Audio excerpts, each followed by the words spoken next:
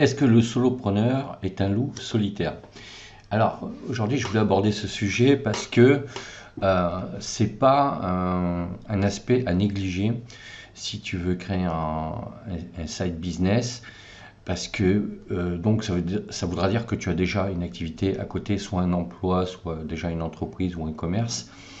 Mais c'est vrai que si tu veux créer ce genre d'activité, tu vas à un moment donné être livré à toi-même et il va falloir que tu apprennes à fonctionner en parfaite autonomie.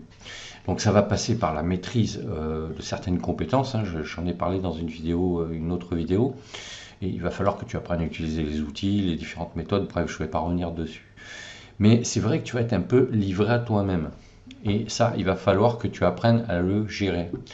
En sachant que si c'est un business en ligne, donc un side business en ligne, ça veut dire que tu as une activité à côté. Bon, quelque part, tu ne vas pas te retrouver tout le temps en permanence en tant que solopreneur, quoi. Puisque si tu prépares et que tu gères ton business le soir ou le week-end ou pendant les vacances, enfin après tu peux le faire en journée, ça dépendra des horaires de ton activité principale. Mais alors c'est sûr que si tu as une entreprise, hein, ou un commerce, ça sera peut-être plus facile, tu auras entre guillemets plus de temps, parce que souvent, bon, quand on a un commerce, il y a peut-être des horaires où il n'y a pas trop de clients, il n'y a pas trop de badauds, de promeneurs qui viennent dans ta boutique, et que à partir de là, tu peux peut-être voilà, avoir plus de temps pour te consacrer à ton side business en ligne.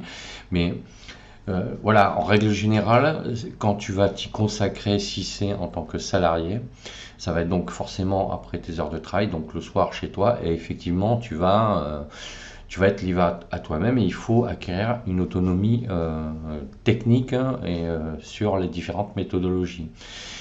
Mais après, c'est aussi une démarche qui va t'apprendre à prendre tes propres décisions.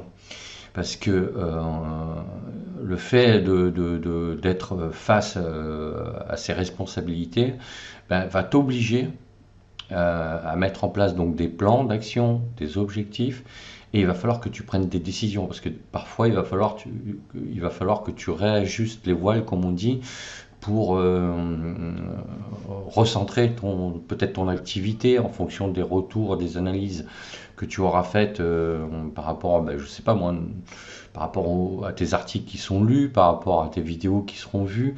Il va falloir que tu réajustes le tir entre guillemets pour voilà, prendre le bon axe. Et ça relève de la prise de décision. Donc c'est vrai que quand tu crées en tant que solopreneur un side business, tu vas avoir tendance à devenir un peu un loup solitaire, en sachant que c'est pas péjoratif. Et c'est vrai que quand tu regardes la plupart des infopreneurs qui ont eu pas mal de succès notamment, ben, ils- quand ils t'expliquent comment ça s'est passé, effectivement, ils ont un peu ce profil de solopreneur, d'ailleurs, de loup solitaire. La plupart d'entre eux, quand ils t'expliquent, quand ils voyagent, ils voyagent seuls très facilement. Mais c'est pas pour autant qu'ils sont pas en adéquation et en connexion avec d'autres personnes et qu'ils n'ont pas une vie sociale hyper développée.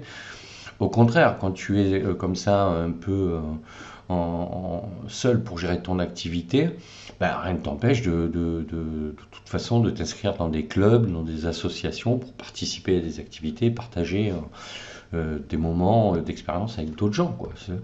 Donc, si tu veux, l'idée de loup solitaire, elle est quelque part réelle, il ne faut pas se mentir, c'est une réalité. Mais rien ne t'empêche après d'être en connexion avec d'autres personnes, de travailler en équipe et de partager.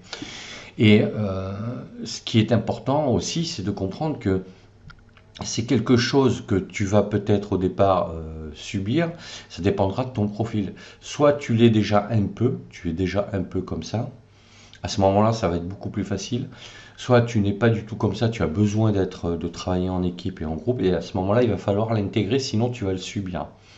Donc pour le maîtriser, il va falloir que tu acceptes de fonctionner comme ça. Sinon, ça va être beaucoup plus difficile pour toi d'être confronté à cette situation. Mais bon, d'un autre côté, moi je sais que bon, j'ai travaillé dans des TPE, j'ai travaillé dans des PME de plusieurs centaines de salariés, dans des grandes entreprises au niveau national avec des milliers de salariés. Et même dans les grosses structures, tu as des loups solitaires, hein, même des fois des postes très importants. D'ailleurs, de toute façon, quand tu as des postes très importants, en général, euh, tu peux être comme ça un peu isolé parce que ben, le fait que tu aies des décisions à prendre qui parfois ont un impact sur les gens qui sont sous ta responsabilité, ça peut t'isoler. Donc la notion de loup solitaire, elle n'est pas essentiellement par le fait d'une petite structure ou d'une grande structure. C'est une question de caractère, c'est une question aussi de statut, de niveau que tu as, de rôle que tu as dans l'activité. Donc rassure-toi, si à un moment donné tu te retrouves comme ça, un peu isolé, c'est pas grave, ça fait partie du deal en fait, si tu veux. Mais après, encore une fois, comme je te le dis, rien ne t'empêche voilà, d'avoir une vie sociale développée et en participant voilà, à des associations ou à des manifestations, et puis à sortir tout simplement, quoi. Hein, en sachant que voilà, c'est donc soit c'est un profil que tu n'as pas et il va falloir à ce moment-là l'intégrer, soit tu es déjà un peu comme ça et à ce moment-là ça sera plus facile, mais c'est effectivement une réalité, mais en même temps c'est pas du tout négatif parce que euh, l'avantage avec le statut de solopreneur, c'est que tu prends tes propres décisions. Et le fait de tout maîtriser sur un site business en ligne, c'est ce qui va faire que tu vas avancer beaucoup plus rapidement. Parce que justement, l'autre avantage, c'est que c'est une structure légère et que tu vas tout maîtriser. Tu vas maîtriser toute la chaîne de la conception à la réalisation jusqu'à la production. Et c'est ça qui fait que c'est passionnant. Donc quelque part, moi je dirais que si on ne l'est pas, il faut endosser ce rôle, un peu ce profil de loup solitaire, parce que c'est ce qui va te permettre justement de te réaliser dans le cadre d'un side business en tant que solopreneur, tu vois. Donc évidemment, je te parle pas de ceux qui créent un business en association, donc avec des associés, des partenaires, voilà. Mais effectivement, c'est une réalité et il va falloir que tu l'intègres. Donc là, je te parle vraiment de profil, hein. Je ne te parle pas de statut juridique ou voilà, ou de statut social. Je te parle vraiment de profil. Donc effectivement, quand tu crées un site business en ligne, ben, tu auras tendance à te transformer en loup solitaire, mais c'est pas négatif, c'est pas péjoratif, et ça t'empêche pas d'avoir une vie associative et de participer à des événements, rencontrant des gens, sortant, et justement, de toute façon, moi, ce que j'ai constaté par expérience, parce que j'ai aussi voyagé seul, c'était il y a quelques années, mais moi je suis parti aux États-Unis avec un sac à dos, j'ai traversé toutes les États-Unis pendant un mois, et en fait, l'avantage que j'avais, c'est que ben, en fait, si j'avais envie d'aller dans telle direction, j'y allais parce que il n'y a que moi qui décidais. Si j'avais envie de prendre tel avion, je le prenais. Si j'avais envie de rester plus longtemps, ben, c'est moi qui décidais. Et en fait, j'ai rencontré des gens extraordinaires et ça m'a pas empêché de sortir et de rencontrer énormément de gens. Et j'ai même rencontré beaucoup plus de gens parce que quand tu es seul, tu es obligé d'aller vers les autres. Alors que quand tu es en groupe, moi j'ai fait des voyages aussi en Inde à moto, quand j'en ai fait donc seul et puis en groupe. Ben, en fait, quand tu es seul, tu rencontres plus de gens.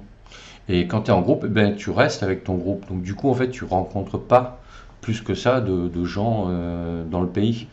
Donc tu vois, donc tout ça, quand j'ai décidé de faire une vidéo sur ce sujet, c'est parce que souvent on associe donc le loup solitaire à quelqu'un qui reste dans son coin, ce qui est pas faux quelque part.